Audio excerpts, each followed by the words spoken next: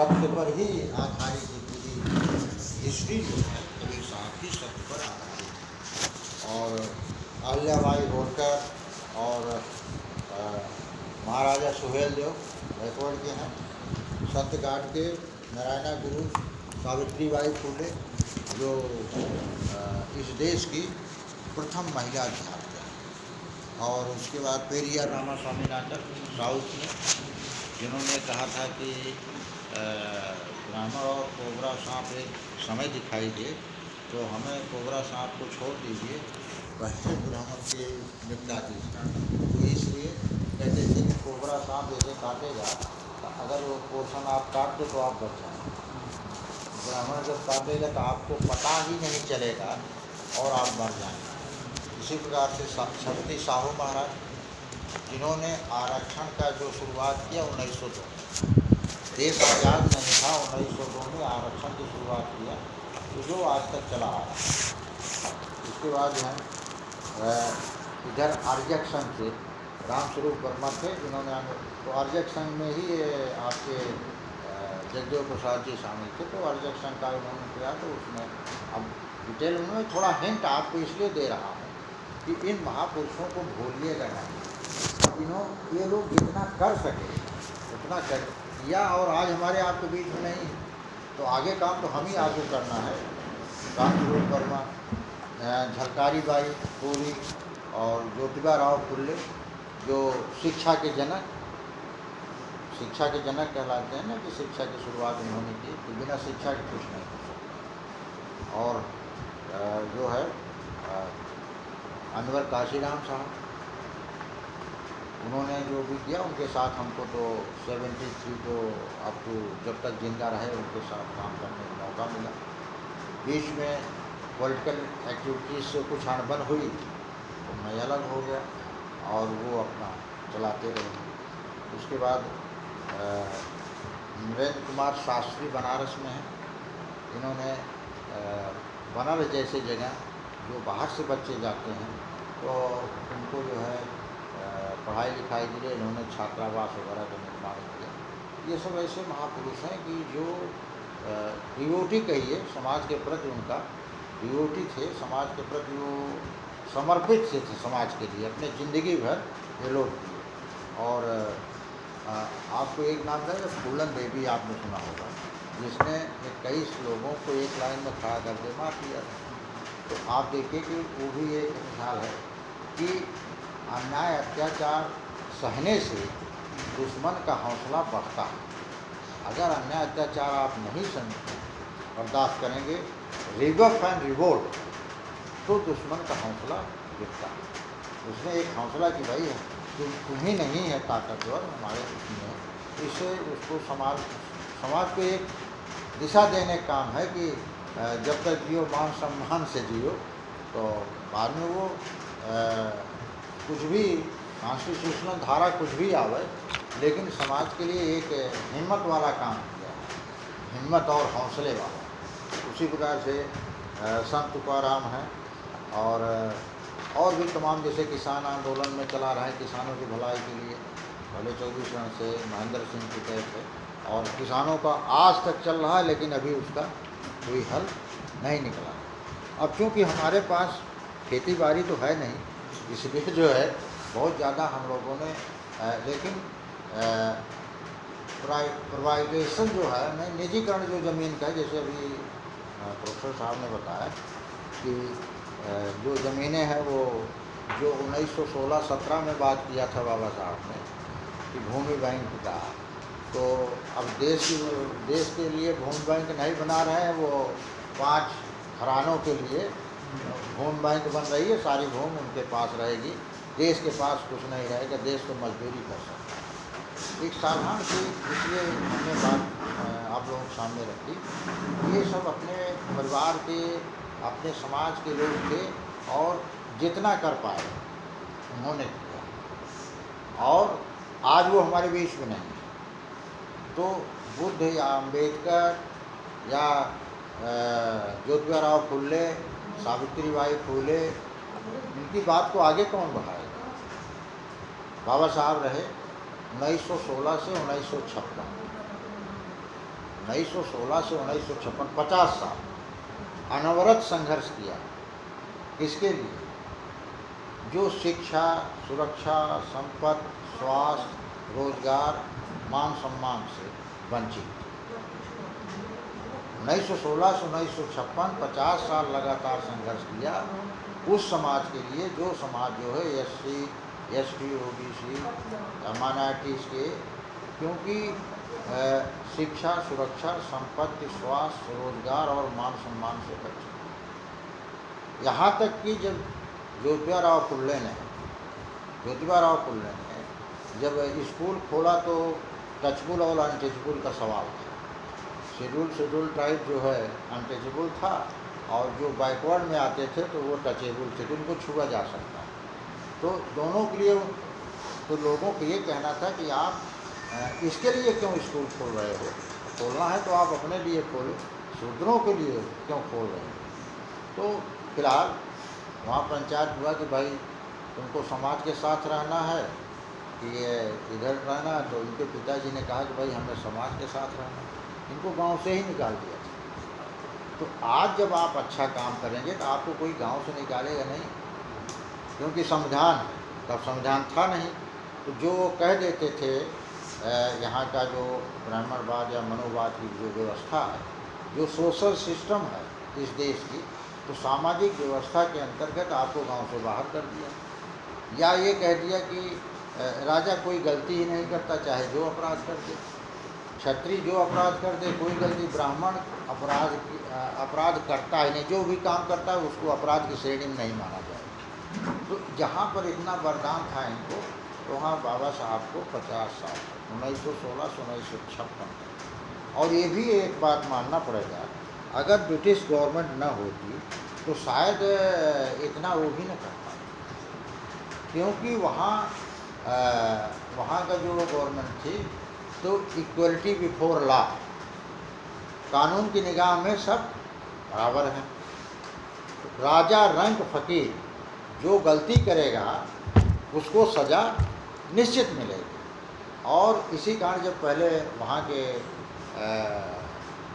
ईसा मसीह ने कहा कि भाई सब बराबर हैं, तो पोप, जैसे यहाँ पंडित थे वहाँ पोप थे, पोपों का ये बरगला रहा, बदमाशी कर रहा। बताइए, राजा रंग फकीर भी बराबर हो गया राजा की, ये दरिद्र आदमी भी बराबर हो गया, ये तो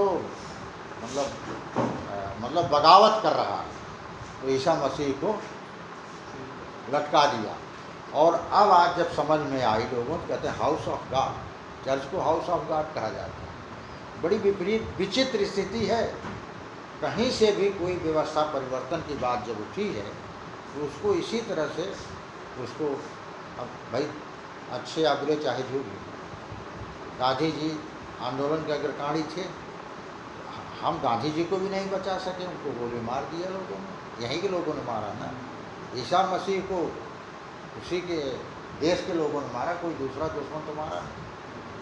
तो इसलिए क्या है कि जो अंग्रेज था, तो जो चूँकि वो इक्वलिटी बिफोर लॉ का पक्षधर था, इसलिए वो भी चाहता, जैसे यहाँ सती प्रथा थी, थोड़ा थोड़ा हिंट दे रहे हैं, ये सती प्रथा थी कि, और ज़्यादातर सती प्रथा का सिस्टम ब्राह्मण और क्षत्रिय समाज में, राजपूत समाज में यह नहीं संवर्ण में था।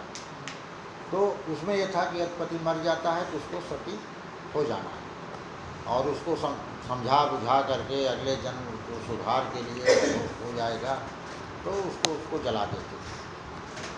तो ये हिंट हुआ ज्योतिबा फुले की जो बुआ विधवा हो गई और कम उम्र में विधवा, तो उनके बाल छीले जाने लगे और दुनिया भर का, और घर के बाहर रहेगी और घर से खाना मिलेगा वगैरह, उनको बड़ा तकलीफ हुआ, तो गलत बात है। तो फिर वहाँ से उनका जो है इसका विरोध सती प्रथा का बात शुरू हुआ। तो फिर इधर बंगाल में राजा राम मोहन राय, उन्होंने भी, क्योंकि राजा राम मोहन राय वैदिक प्रथा को तो मानते थे, लेकिन जो कमी थी वैदिक प्रथा में वो लेते थे किसी धर्म में अगर अच्छी प्रथा है तो उसको ले लेते थे। तो उन्होंने भी कहा कि ये तो सती प्रथा गलत है, और इसलिए जो है तो राजा राम मोहन राय और ये ज्योतिबा राव फुल्ले दोनों के तब तो लॉर्ड हुआ करते थे, रेजिडेंट हुआ, कहा हाँ ठीक है। तो तभी इन लोगों ने दफ़ा 302, जो जिंदा आदमी को मारेगा उसे भी मार देगा, वहीं से दफ़ा 302 की शुरुआत हो गई। तो राजा राम मोहन राय। तो आज तो संविधान पूरी तरीके से, संविधान होने के कारण से हम लोग चपरासी से चीफ सेक्रेटरी बन जाते हैं। एक पढ़े लिखे लोग, नौकरी पेशा लोग चपरासी से चीफ सेक्रेटरी हो जाते हैं। इधर नेतागिरी में हम गांव के प्रधान से राष्ट्रपति तक पहुंच जाते हैं। संविधान की वजह से ना हम जो है गांव के प्रधान भी हो सकते हैं और राष्ट्रपति तक पहुंच जाते हैं। ये अंडर कॉन्स्टिट्यूशन, इंडियन कॉन्स्टिट्यूशन के तहत हमको ये सुविधाएँ प्रदत्त हैं, और जो देश की आज़ादी के पहले ये सुविधाएँ हमको आपको नहीं। अब जो व्यवस्था यहाँ आर्य और अनार्य की लड़ाई बहुत पुरानी है। सर्वप्रथम जो है, एक बार जब आंदोलन हुआ था तो भारत छोड़ो आंदोलन चला, तो चर्चिल जो है वो वार टाइम प्राइम मिनिस्टर कहलाता था। उसने कहा मिस्टर गांधी, जो जैसे आया है वैसे छोड़े भारत, पहले तुम आओ, तुम देश में आए हो भारत, तुम भी विदेशी हो, पहले तुम जाओ। उसके बाद मुगल आया, वो भी विदेशी है, वो छोड़े। अंग्रेज़ तो तीसरे नंबर पर है, तब मैं छोड़ूंगा। मतलब पूरे इतिहास की ये कहानी है लबोलबाब कि आर्य सबसे पहले आए। यहाँ का मूल निवासी तो द्रविड़ है, और जिसकी छोटी मोटी सरकारें आपके तमिलनाडु या केरल में बना करती थी। अब स्टालिन चीफ मिनिस्टर है तमिलनाडु, पहले करुणानिधि हुआ करते थे। तो वहाँ जो है राम को फूंकते थे, रावण की मतलब मनाया जाता है, रावण की पूजा, और वो उनके द्रविड़ की मतलब सर्वाइवल और सम्मान का सवाल है। क्योंकि पेरियार साहब वहीं हुए, पेरियार साहब साउथ में थे, तो इतना एजुकेट किया, और भी तमाम संत हुए वहाँ, तो इतना एजुकेट किए कि वेल एजुकेटेड वगैरह हुए, और सबसे ज़्यादा गवर्नमेंट की फैसिलिटीज़ का फ़ायदा साउथ वालों ने ईमानदारी से। अगर फूडिंग लॉजिंग फ्री स्कूल चले तो उनका सदुपयोग पूरा उन्होंने, क्योंकि वो लोग पेरियार साहब के फॉलोअर थे, और पेरियार साहब मानवतावादी विचारधारा थे। और वहीं पर जो है ज़मीनों का उड़ीसा वगैरह में वो एक रेड्डी साहब लेबर मिनिस्टर हुआ करते थे, वहाँ ब्लडशेड बल्कि चला दिया था, काफ़ी मारकाट हुई थी ज़मीनों के बंटवारे की। तो लोगों ने समय समय पर काम किया, जिसकी वजह से आज हम सफारी सूट में आपके सामने खड़े हैं, आप लोग भी पहने हैं, और यहाँ तक कि हम लोग तरक्की में गांव के प्रधान से राष्ट्रपति हो गए। तो जो संविधान से जिनको फ़ायदा है, भारतीय संविधान से जिनको फ़ायदा है, तो उनकी जिम्मेवारी बनती है कि उस संविधान पर किसी तरह की आँच ना आने पाए। क्योंकि हम हर काम को सरकार के भरोसे छोड़ देते हैं। ये काम सरकार का है, इस नियम में यह है, सरकार क्यों नहीं किया, प्रमोशन क्यों नहीं किया, और जो छुआछूत है, अस्पृश्यता है, ये सरकार का काम है। आप बताओ, बाबा साहब ने कहा था कि जात विहीन समाज के बिना, जात विहीन समाज के बिना सामाजिक एकता असंभव। उसके बाद कहा जात विहीन समाज के बिना सामाजिक एकता असंभव है, नहीं, सामाजिक एकता नहीं हो सकती। और सामाजिक एकता के अभाव में, सामाजिक एकता के अभाव में राष्ट्रीय एकता भी असंभव। आप बताइए, जैसे दूसरी राष्ट्रीय एकीकरण की बात करते हैं लोग। एक बार मुझे भी गवर्नर हाउस में इत्तेफाक से बुला दिया गया, तब पार्टी नहीं बनी थी। मैं वहाँ से था तो सामाजिक संस्था के नाते, लेकिन इतना झकझोर रहा था उस समय मैं अपने बामसेव के माध्यम से कि सामाजिक जागृति इतना हो गई, तो गवर्नर हाउस ने हमें भी इनवाइट कर लिया राष्ट्रीय एकरण को वक्तव्य देने के। अब भाई वहाँ तो सब मिनिस्टर से, कोई भारत सरकार का मिनिस्टर, प्रदेश का मिनिस्टर, उसमें मैं भी पहुँच गया अपना वो सफ़ेद शर्ट और नीला पैंट पहने। तो लोग हमको ज़्यादा देखते थे, ये कौन आदमी है, क्या बोल रहे।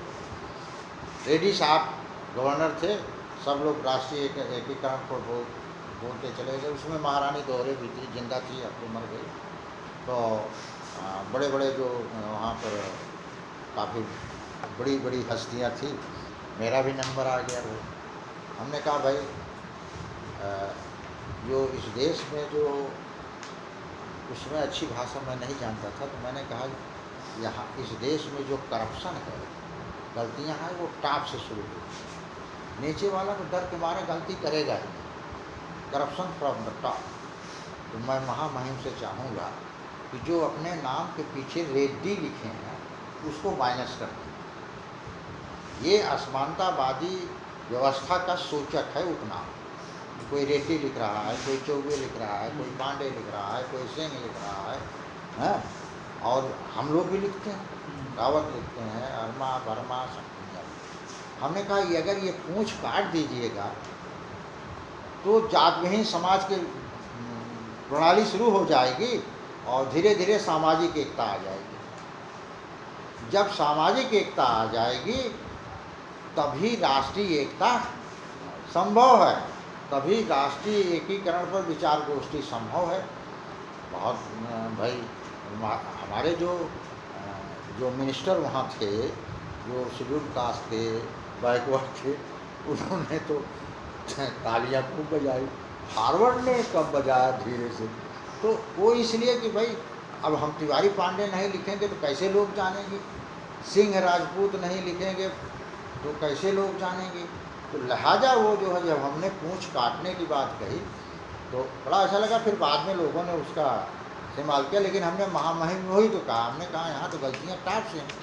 जब आप अपनी पूंछ नहीं काट रहे हो तो ये जितने आप बैठे ये कोई पूंछ काटने को नहीं तैयार है। इसलिए सुधारवादी राष्ट्रीय एकीकरण की बात साक्षात करना है, राष्ट्रीय एकता की यदि आप बात करते हैं तो ये पूंछ काटना होगा, क्योंकि कुछ न कुछ उसमें ख़त्म तो नहीं होगा लेकिन कुछ न कुछ होगा। तो यहाँ पर जो इस देश में हुआ है कि फैसले जो हैं, फैसला जाति आधारित होता है।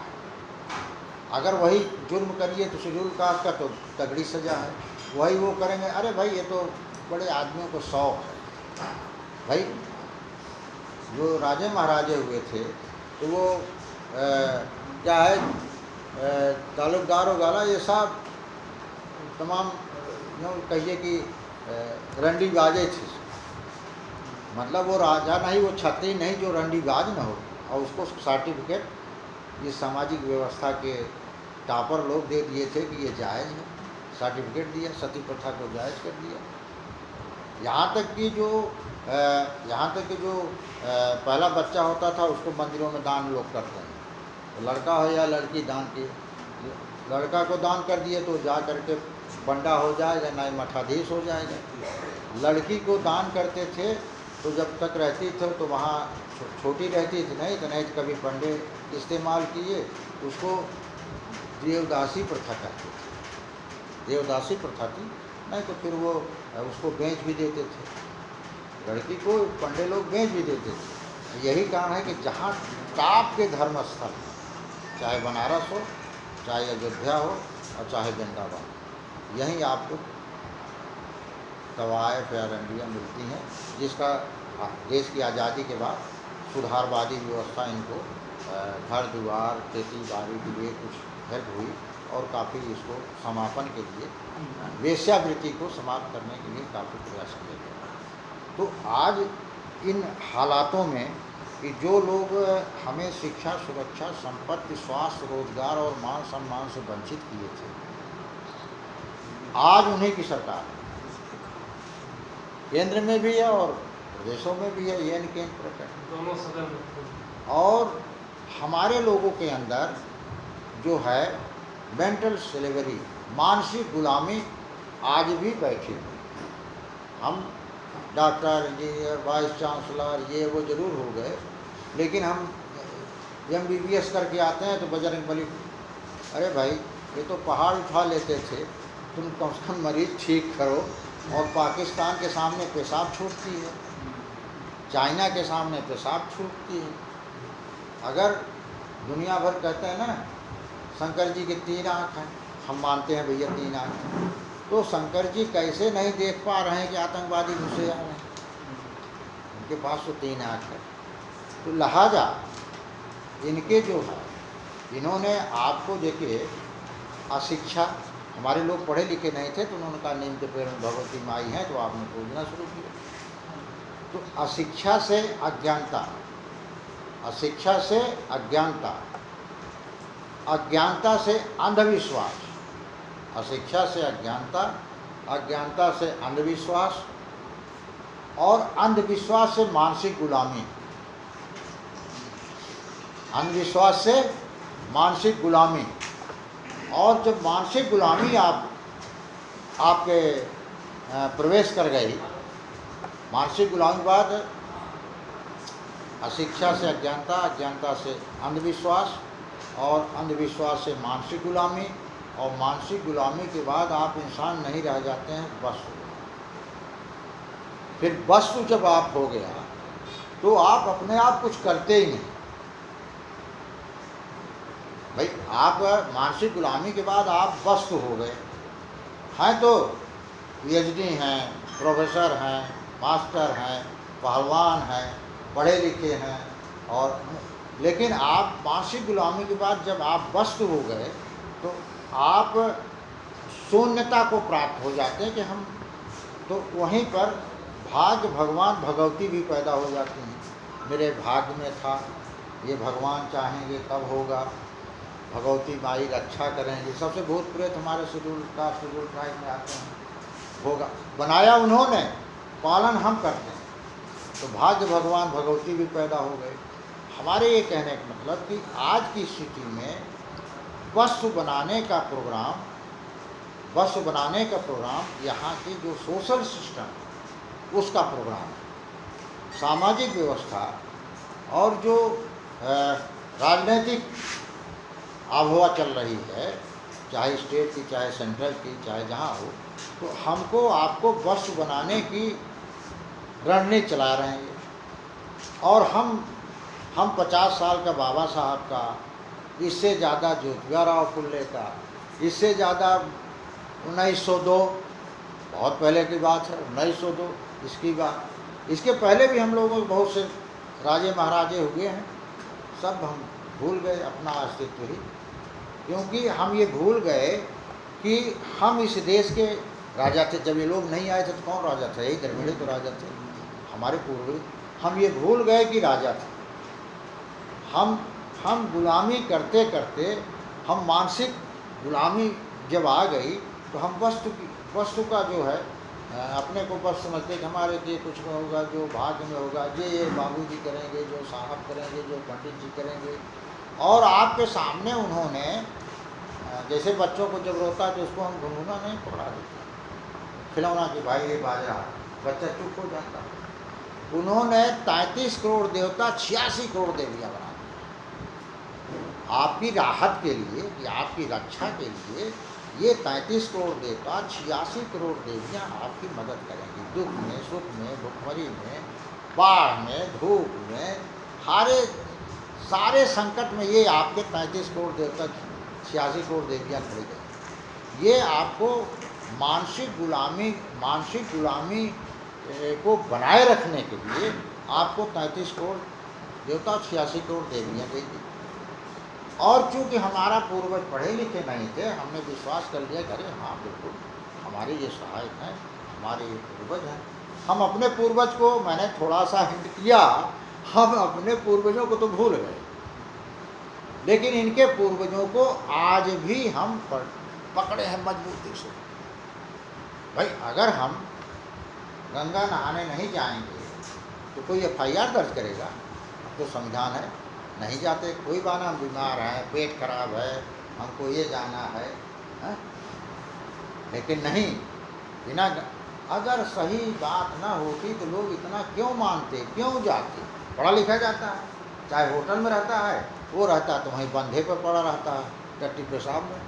फ़र्क इतने, हम जाएंगे तो वहाँ होटल बुक करके देखेंगे नज़ारा, और वो जो गरीब आदमी जाता है सतुआ पिसान लेकर के पैदल, तो वो वहीं बंधा गंगा जी किनारे टट्टी पेशाब में पड़ा रहता है, और स्वर्ग जाने के लिए तैयार है कि भाई गंगा में नहाने से आपको सब कुछ मिल जाएगा।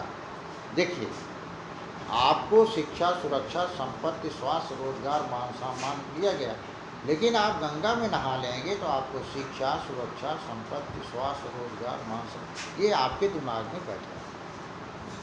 इसको आपको वॉश आउट करना, तभी आपकी पंचशील में समझ में आएगा, नहीं तो आएगा ही नहीं। बकवास है भी, एक दुकान लेके चले आए, यहाँ तो 1000 संगठन ऐसे ही हैं। तो संगठन है अपने तरीके से, हर संगठन एक सूचना देना क्या, आप सब लोगों को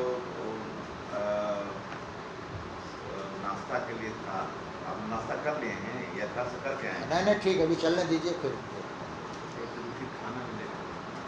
अरे ठीक है, खाना ले, नाश्ता नहीं किया कुछ? नहीं किया, उसी का सोच रहे थे कि 10 मिनट का समय निकाल लिया। हाँ अभी उधर हो जाएगा तब बोलिएगा ना। हाँ वो क्या मैं करता था, तो रेडी है क्या? वो गंगा नहाने में सब कुछ मिल जाएगा तो गंगा नहा लीजिएगा तो पेट भर जाएगा। चलिए, यहाँ बाहर गंगा चारों तरफ तो बह रही हैं, जल है, तो इसलिए क्या है कि जो दिमाग में, देखिए, आस्था और विश्वास, आस्था साबुत नहीं चाहती, तो आप आस्था की स्थिति में है, अब विश्वास साबुत मांगता है। जैसे आप कहते हैं क्या साबुत है कि आप नहीं बिकेंगे, आप नहीं बिकेंगे, ये विश्वास साबुत मांगता है। आस्था, आप चूँकि आपके मानसिक गुलामी के कारण आप आस्था में चले गए हैं, ये आस्था की बात है।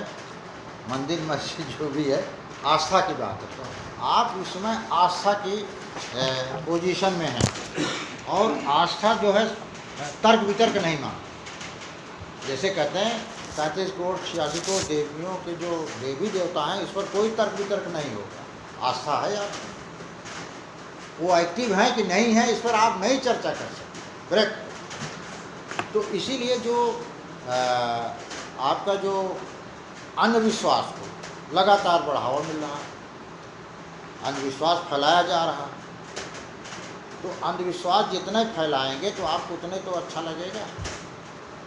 और इसका जो अभी स्टैलिन जो मुख्यमंत्री हैं तमिलनाडु, उन्होंने, वहाँ पहले भी था ये पुजारी वाला झगड़ा, साउथ में वो ज़्यादातर गवर्नमेंट के उसमें चलता है, लेकिन पुजारी जो है वहाँ के भी कुछ जो फॉरवर्ड हैं वही सब रहते हैं, लेकिन वहाँ कंट्रोल जो है ठगहारी, जैसे हमारे उत्तर प्रदेश में ठगहार हैं सब, और पता नहीं यहाँ है कि नहीं है, लेकिन वहाँ ठगहारी करते हैं, तो वो क्योंकि उनके धर्म के हिसाब से वहाँ सब बनते हैं, और साउथ में पुजारी अपॉइंट होता है, उसका सैलरी मिलती है। इसी प्रकार से बिरला ने जो मंदिर बनाया उसमें सैलरी देता है, आप वो पूजा पाठ करिए, आरती फारती कीजिए, इतने समय में करेंगे, इतने किलोमीटर, जैसे सरकारी ड्यूटी होती है, वो 8-8 घंटे के बाद वहाँ सब चेंज हो जाता है। अभी उसने जो है कहा कि 100 दिन की ट्रेनिंग देंगे, और पहले जो एम.जी. रामचंद्रन ने किया था, उन्होंने कहा जो जिसको वैदिक ज्ञान होगा, वेदों का ज्ञान होगा, वही पुजारी बन पाएगा।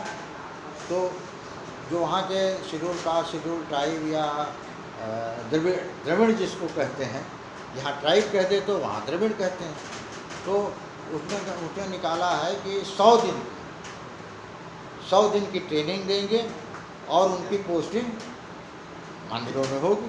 बड़ा विरोध चल रहा है उसमें, कास्ट फास्ट का सवाल नहीं है, 100 दिन की ट्रेनिंग के बाद आपको पोस्टिंग जो है जहाँ ज़रूरत होगी मंदिरों में कर दी जाएगी। क्योंकि एक मंदिर के लिए उसमें 24 घंटे के हिसाब से 4-6 पुजारी की ज़रूरत होती है।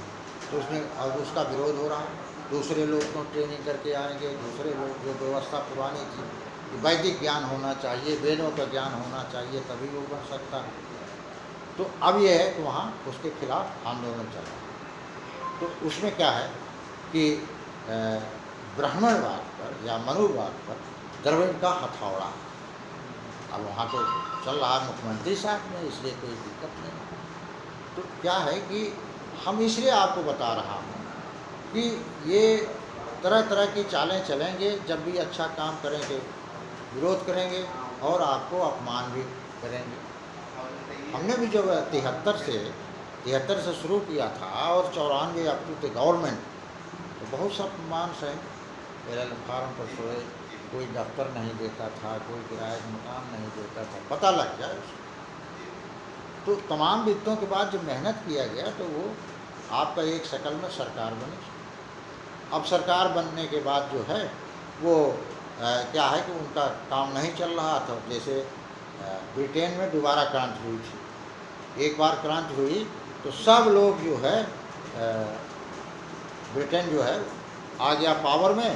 तो क्या किए वो लोग, पुराने पोप लोगों को जिसने ईसा मसीह को फांसी दी थी लाइक माइंडेड, उनको ला के फिर बुलाने कि भाई ये तो उन्हीं चलेगा, उन्हीं चलेगा। पुरानी मान्यताएं थोपने वाले आ गए।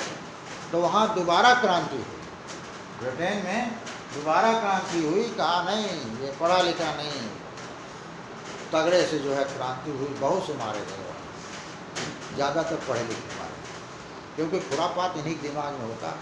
भाई ये समझाने के माहिर हैं, समझाने के माहिर हैं। जैसे मानसिक गुलामी के बाद वो 33 करोड़ 86 करोड़ देवियों की कथा सुनाएंगे आपको। ये नहीं बताएंगे कि आप मानसिक गुलामी की तरफ जा रहे हैं। सही बात नहीं बताएंगे। और सही बात बताने वाले वो फिर उन पर जो है तमाम से चार्जेज लगेंगे। तो इसलिए इस संगोष्ठी में हम बता रहे हैं कि आपको पंचशील पर चलने के लिए तो आपको लोक मूर्खता, 4 चीज़ें हैं। लोक मूर्खता को छोड़ना पड़ेगा और छोटा करना पड़ेगा। लोक मूर्खता मतलब लोग मानते हैं इसलिए हम भी मान लें, तो मान लें भाई। जैसे गंगा नहाने के उदाहरण, लोक मूर्खता को आपको नहीं, पब्लिक बेवकूफ़ी भाई, और क्या यही कहेंगे हिंदी में, पब्लिक हाँ बेवकूफ़ी है। लोग चले जा रहे हैं फला देवी के यहाँ मंदिर, तो ये है। और दूसरा है देव मूर्खता। देव मूर्खता का मतलब कि हमारे किए से नहीं होगा, ये हमारे देवता लोग कर देंगे। 33 करोड़ 86 करोड़ ओके, हम नहीं कर सकते, हमारी समस्या का हल ये देवता करेंगे। देव मूर्खता, उधर लोक मूर्खता, आम पब्लिक है साली बेवकूफ़ बनी जा रही है, और राम गलत कर भी कभी निकल जाता है तो। और इधर कहते देव मूर्खता, आपको कुछ करने की जरूरत नहीं। देव मूर्खता में सरस्वती भी आती है, हमारे शंकर जी आते हैं, हनुमान जी आते हैं, तमाम देवियाँ आती हैं। लेकिन शिक्षा के लिए कभी सरस्वती ने संघर्ष नहीं किया। शिक्षा बैंक थी, नहीं बोला। आपके ऊपर अन्याय अत्याचार होता था, कभी कोई न शंकर जी आए, न ब्रह्मा आए, न विष्णु आए, कभी आगे नहीं। आपके सुरक्षा के लिए कभी कोई लड़ने को तैयार ही नहीं। यहाँ तक कि विदेशी जब आक्रमण किए तब भी ये नहीं भाई, मुग़ल आक्रमण करते तब जाग जाते, अंग्रेज आया तब भी तो जागे, हिम्मत नहीं है। तो अब देवता आपकी कैसे मदद करेगा जब इन्हीं को नहीं, उनकी सत्ता चली गई, इनके देवता नहीं मदद कर पाए, और हमारे लिए कहते हैं कि आपके लिए मदद करेंगे। भाई ये तो सीधी सी बात है। समझ लीजिए कि देवता या तो है नहीं, या तो बिल्कुल कमज़ोर है, हमसे भी कमज़ोर है, दो ही बात हो सकती है। तो इसलिए क्या है कि लोक मूर्खता, देव मूर्खता और पाखंड मूर्खता। पाखंडी बाबा बहुत से होते हैं। ये क्या करते हैं, फला बाबा का आशीर्वाद से लड़का हो जाएगा, फला जगह गड़ा धन मिल जाएगा। ये पाखंड बहुत होता है। यहाँ तक कि लोग अपने बच्चों का भी बलिदान कर देते हैं पाखंडी, एक से एक। आपको दुख दर्द दूर हो जाएगा। तो लोक मूर्ता, देव मूर्ता और पाखंड मूर्ता। उसके साथ चौथा पॉइंट है विद्वान मूर्ता। विद्वान मूर्ता ये है कि बहुत पढ़ा लिखा आदमी है, बहुत बड़े ओहदे पर है और वो चारों वेदों का ज्ञाता है या पूरा इतिहास का जानने वाला है। तो एक बड़ा भारी इतिहासकार है, सब कुछ जानता है, और इसलिए अगर उसने कह दिया ये सही बात है। ओके, जैसे आज राष्ट्रपति जो गए हैं तो उन्होंने अंधविश्वास को बहुत बड़ा उन्होंने ताकत दे दी। समाज तो सोचता है, अनपढ़ समाज, कि भाई राष्ट्रपति जो है इससे बड़ा आदमी कौन हो सकता है, वो जाके झुक करके और उससे जो है उनकी कृपा से वो राष्ट्रपति हो गए, तो हम भी कुछ तो हो जाएंगे। राष्ट्रपति न हुए तो एमएलए हो जाएंगे, ब्लॉक प्रमुख हो जाएंगे, न्याय पंचायत हो जाएंगे, बाबू क्लर्क। मतलब ये प्रूफ खड़ा कर दिया। वर्तमान पॉलिटिकल पार्टी जो है अपने लिए सबूत खड़े, देखो तुम्हारे समाज में, पूरी समाज में ये है, तो एक प्रूफ खड़ा कर दिया आपके सामने। यानी समाज को जैसे हम सीधे सीधे बोल रहे हैं कि आप जो है मानसिक गुलामी में हैं, लेकिन उन्होंने मानसिक गुलामी को मजबूत करने के लिए इसके जवाब में एक ताकतवर पैदा कर दिया कि ये साबुत देखो, इनकी कृपा से ये हो गए। अब कल साहब बता रहे थे कि ये रामविलासपुर वाले ओझाई सम्मेलन, बैगाई सम्मेलन करते हैं। अब ये प्रूफ हो गया ना, ये सही है भाई। जो बिच्छू झाड़ते हैं, अर्जुन को वही नाम 4-5 को जो है वही तो लेते हैं, बिच्छू झाड़ने वाले वही नाम लेते हैं। क्योंकि हमारे पिताजी भी ओझा थे, सोखा थे। मैंने एक बार पूछ लिया, हाई स्कूल में पूछा, 9th क्लास में पूछा, उनका दादा कहता, हमने कहा आपको ये देवता कभी मिले? कहें तुमको बेटा नहीं पूछना चाहिए, लोग विश्वास करते हैं, लोग विश्वास रखते, क्योंकि वो बैठे रहते थे, कोई बाबा सिर पिरा रहा है, बुखार है, ये है, तो वो वही रखिया उठाते थे जहाँ अलावा जलता था ना, उठा के देते थे, कहीं इसको लगा लो। हाँ, दूसरे दिन दूसरे कहें कुछ आराम, कहें हाँ बाबा काफ़ी आराम। अब बताइए, MBBS फेल, डॉक्टर फेल, और सारे। अब उनकी राखी से आदमी बुखार कम हो रहा है, सिर दर्द कम हो रहा है, पेट दर्द खत्म हो रहा है। तो हमको शंका हुई तो हमने पूछ लिया, कहा लोग जब विश्वास करते हैं तो हम क्या करें, उनको मैं देता हूँ और तो विश्वास। तो कहने का मतलब अनपढ़ आदमी जो एक परंपरा चली आ रही है उसको ट्रांसफ़र कर रहा है। अब भारत सरकार में बहुत ताकतवर रामविलास पासवान और बोलने वाले थे दलितों के ऊपर। उन्होंने अच्छे लोकसभा में उन्होंने ही पहली बार कहा था कि we are the bonded labour, हम पार्टी के बंधुआ मजदूर हैं। उन्होंने फर्स्ट टाइम रेस किया था कि हम तो पार्टी के बंधुआ मजदूर हैं। क्योंकि उस समय मैं वामसेव का जो सम्मेलन करता था, इनको मैंने पूना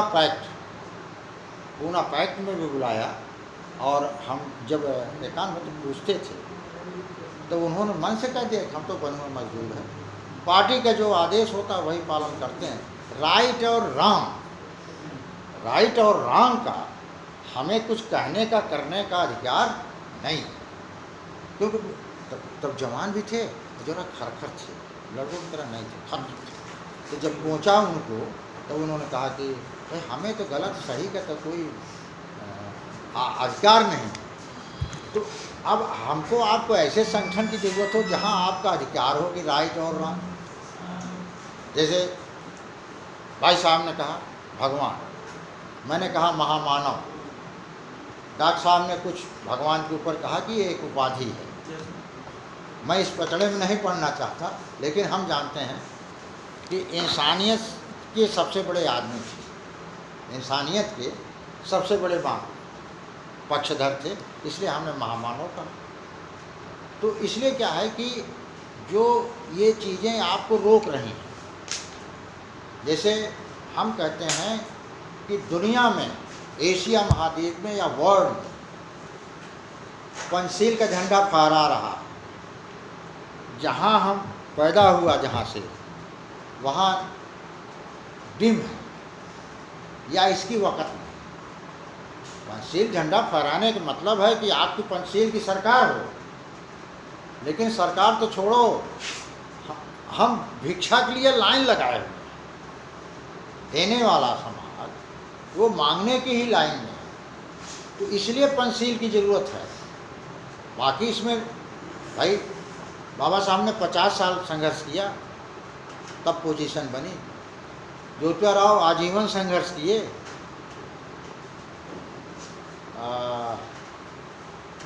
1845 में शायद स्कूल खोलना शुरू किया।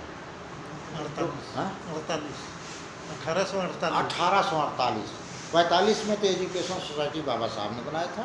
1848 से जब तक जिंदा रहे लड़ते रहे। अब आप सोचिए, तो हमसे आप उम्मीद करते हैं कि पंचशील बनाई है तो हम 5 साल 4 में आपको सरकार दे देंगे, आप MLA MP हो जाएंगे, आप कुछ करें। How is it?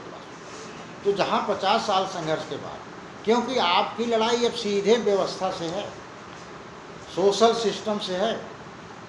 Social system से लड़ाई टफ ट्रांसफ़र आपका सबसे सस्ता रास्ता पॉलिटिकल पावर है, जहाँ चुनाव के माध्यम से, वोट के माध्यम से सरकारें बन रही हैं।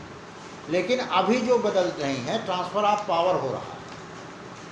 कभी कोई पार्टी आई, कभी कोई पार्टी आई, कभी जनता दल आया, तो कभी ये क्या है NDA की सरकार है, तो कभी कोई सरकार है। ये ट्रांसफ़र ऑफ पावर्स है। आपके लिए जो शिक्षा, सुरक्षा, संपत्ति, स्वास्थ्य, रोजगार चाहिए, उस पर कोई बात नहीं होगी। मन की बात यहाँ करना है, मन की बात, प्रधानमंत्री मन की बात सुनेंगे। शिक्षा, सुरक्षा, संपत्ति पर बात नहीं करेंगे, मन की बात। यहाँ तो आपका है ना, कितना बड़ा धोखा, खुलेआम मन की बात, मुद्दे की बात नहीं करेंगे। हमारा तो मुद्दा शिक्षा है ना, सुरक्षा है, संपत्ति नहीं है, जमीन जायदाद नहीं है, संपत्ति नहीं है, ये सब नहीं है। तो हमारे तो इस 8-10 पॉइंट की बात है। और आप जो है मन की बात, आस्था की बात, अटल बिहारी वाजपेयी कहते हैं ये तो आस्था का सवाल है। मंदिर मस्जिद में कहते हैं आस्था का सवाल, आस्था में साबुत नहीं चाहिए। अब आस्था का सवाल, अब जो इनका सामाजिक सोशल सिस्टम, सामाजिक सिस्टम से ही तो हम मारे गए हैं। तो सोशल सिस्टम जो वर्टिकल सिस्टम, वर्टिकल सिस्टम है, ये 5%, हम 95। यही एक देश है जहाँ अल्पसंख्यक जो माइनॉरिटी रूल्स ऑन मेजॉरिटी, अल्पसंख्यक जो है जिनकी संख्या है वो मेजॉरिटी पर शासन कर रहा है। 5%, 10%, चलो भाई 10% मान, 10% 90% पर शासन कर रहा है, उसको हमारी समझ में नहीं आ रहा। और पढ़े लिखे हैं, अरे भाई बाबा साहब यही कहते थे, डॉक्टर, इंजीनियर, डॉक्टर और इंजीनियर, मास्टर और वकील 1-8 दर्जन हो जाएंगे तो कोई, क्योंकि वो अपने से कंपेरिजन करते थे ना। मैं अकेले हूँ, अगर ये 5 गुना आ जाएंगे, 5 और आ जाएंगे, तो हमारे समाज को कोई गुमराह नहीं है। तो हम बट कर गुमराह होकर के हम दुश्मनों की सरकार, देश की आज़ादी को पास बनाए, बट कर गुमराह। तो उसको रोकने के लिए ही तो पंचशील पार्टी एक ब्रेक है। पंचशील पार्टी एक साधन है, ये अंतिम पड़ाव नहीं, अंतिम तो बहुत होगा, लेकिन ये एक साधन है कि हम कैसे ये जो लगातार गिरावट आ रही है मानवता की, और हमारे हाथों पर आक्रमण जो हो रहा है, लगातार हो रहा है, तो उस पर एक ब्रेक कैसे लगे। तो ब्रेक के लिए ये है, और हमारी तैयारी को जैसे जैसे हमने तैयारी शुरू करेंगे, तो इनके जो नज़रें हैं फिर आप पर पड़ेंगे। अभी जैसे फॉर एग्जाम्पल, क्योंकि जब यहाँ आपके प्रदेश में आए तो हमने कहा यहाँ का जो वर्णन क्या है, तो प्रॉपर्टी संबंधी है, यहाँ चकबंदी नहीं हुई और ज़मीन भी बहुत है। तो हम लोगों ने ज़मीनों के वास्ते एक ज्ञापन दिया, यहाँ के SC ST OBC माइनॉरिटी जो भूमिहीन हैं, तो उनको भी मतलब ज़मीन जायदाद देने के लिए। इसकी लड़ाई जगदेव प्रसाद ने भी शुरू किया था। जगदेव प्रसाद ने यहाँ की गुलामी के लिए, मानसिक गुलामी के लिए उन्होंने शुरू किया था, और कई लोगों ने और भी शुरू किया। खैर उनकी सुरक्षा देखिए, जो उनकी लड़ाई से बेनिफिट पाने वाला था, लाभ पाने वाला था, उनको नहीं बचा सका। भाई जो लड़ाई लड़ रहे थे SC ST OBC माइनॉरिटीज, और जो लड़ाई लड़ रहे थे, तो हम लोग उनकी रक्षा नहीं कर सके और वो मारे गए। तो जब 2-3 लोग मारे गए तो ये एजेंडे साला करते। लेकिन बीच बीच में हमको गुस्सा आ जाता तो गाली चलाती, गड़बड़ है भाषा, सो कोशिश कर रहा हूँ सब। तो अब वो जो आपका देव भाषा नहीं है, लोक भाषा है, वही ज़्यादा बढ़िया।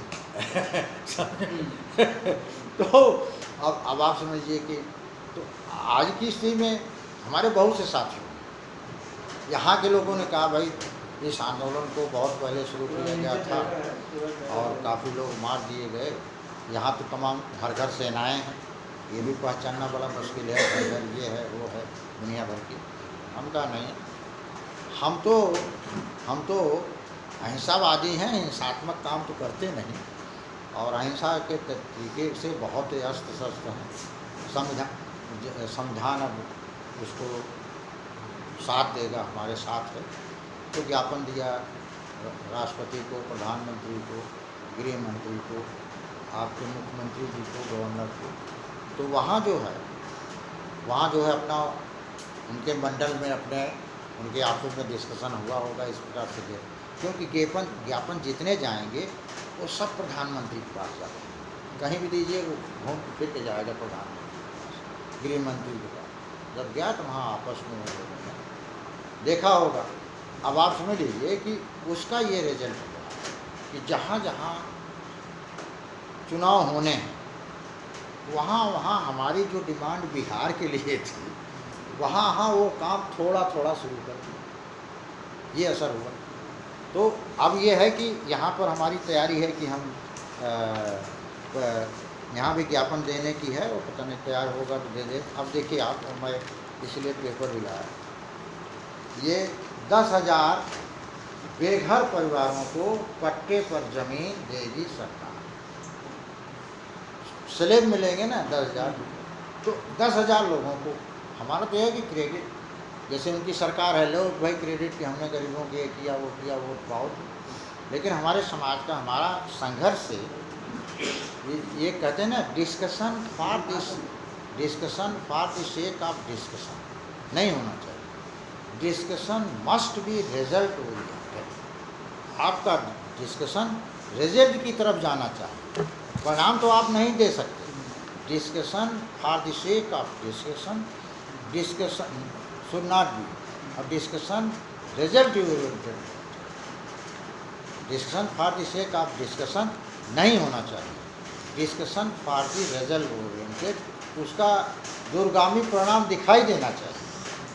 तो ये हुआ कि जैसे हम लोग थोड़े से साथी चंद थे, तो हम लोगों ने दिया, तो उसमें मैं पढ़ के सुनाई देता हूँ कि उन्होंने जो सीमा निर्धारित किया भूमिहीनों के लिए, मकान बनाने के लिए अधिकतम 1500 वर्ग फीट का मकान।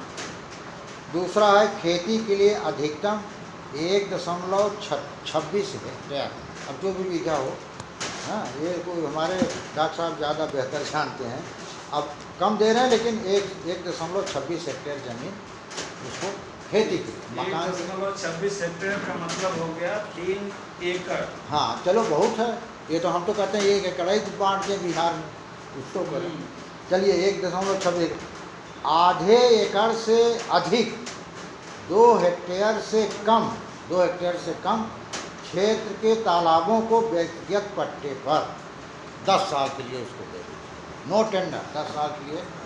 जिस गांव में तालाब है 10 साल के लिए ये दे रहे हैं। उत्तर प्रदेश की बात है।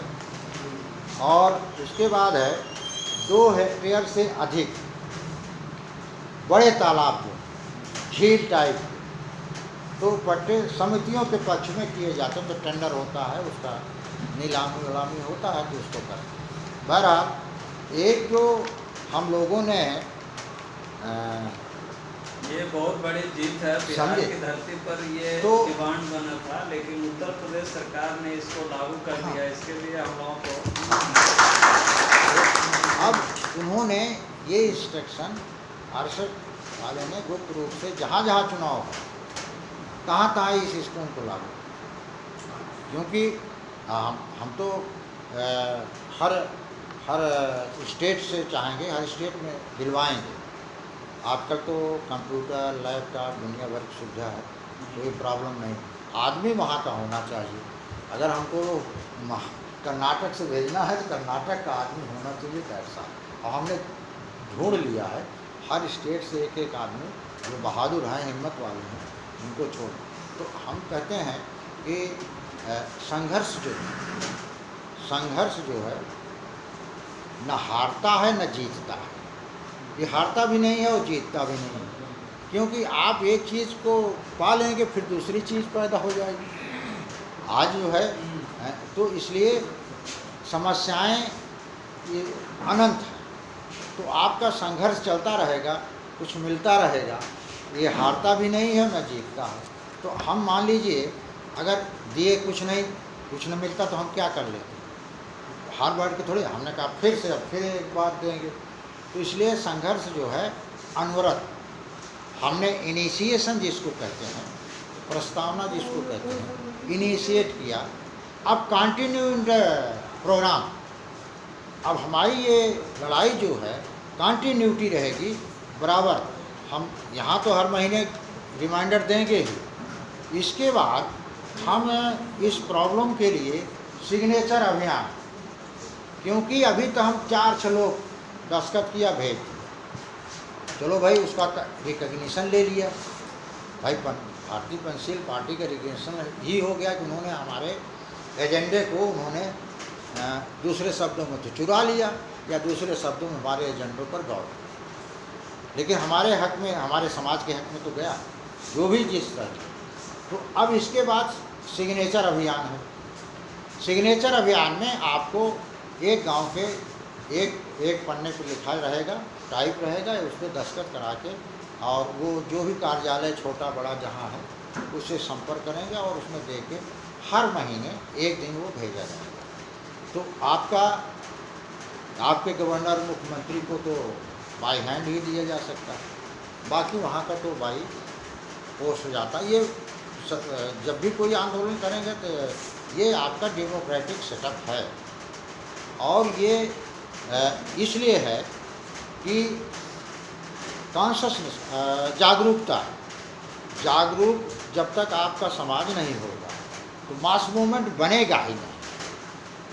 मास मूवमेंट जो बनाने के लिए उसे जागरूक आप करेंगे तभी तो मास मूवमेंट बनेगा। और उसको अपनी भलाई, हम कह सकते हैं कि अगर यहाँ हमारा सशक्त हुआ तो जो स्थिति वहाँ बांट रहे हैं योगी महाराज जी, तो यहाँ भी बटेगा।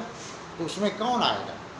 हमारे समाज के लोगों को मिलेगा जो भूमिहीन है, हाँ, जो बहुत कम पढ़े लिखे हैं। तो ये पढ़े लिखों की जिम्मेवारी है कि हमने उनका हिस्सा तो खाया 22.5% या जो, तो हम उनको सेवा के तहत ही वापस कर दें। तो ये सिग्नेचर अभियान, और सिग्नेचर अभियान तब तक आप नहीं कर पाएंगे जब तक आप पिलर नहीं बनाएंगे। तो बिजली आई है उबड़ खाबड़ में, तो खंभे गाड़ेगी नहीं गाड़ेगी। एक टेंट लगाते हैं तो आप उस पर बम्बू लगाते हैं कि नहीं?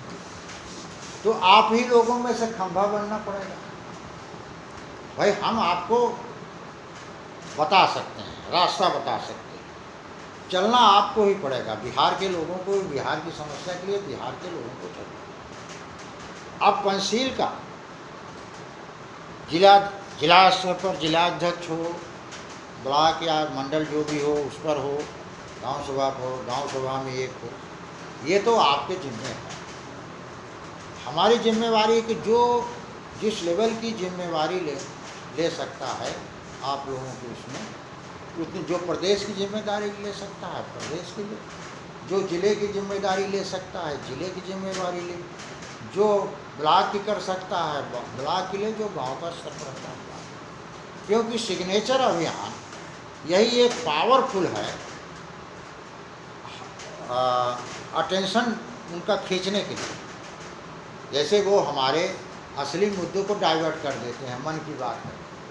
हम सिग्नेचर अभियान को उनका ध्यान आकर्षित करेंगे कि हम बिहार में हम लोग ये चाहते हैं, और नहीं चाहते हैं तो बाद में देखा जाए कि हमारी ताकत है कि हम ज़्यादा नहीं बोलते। तो you are the ruler of this state, और हम कहेंगे we are the ruler of country. तो हमारा जो द्रविड़ था तो रूलर था ना कि दास था, रूलर था।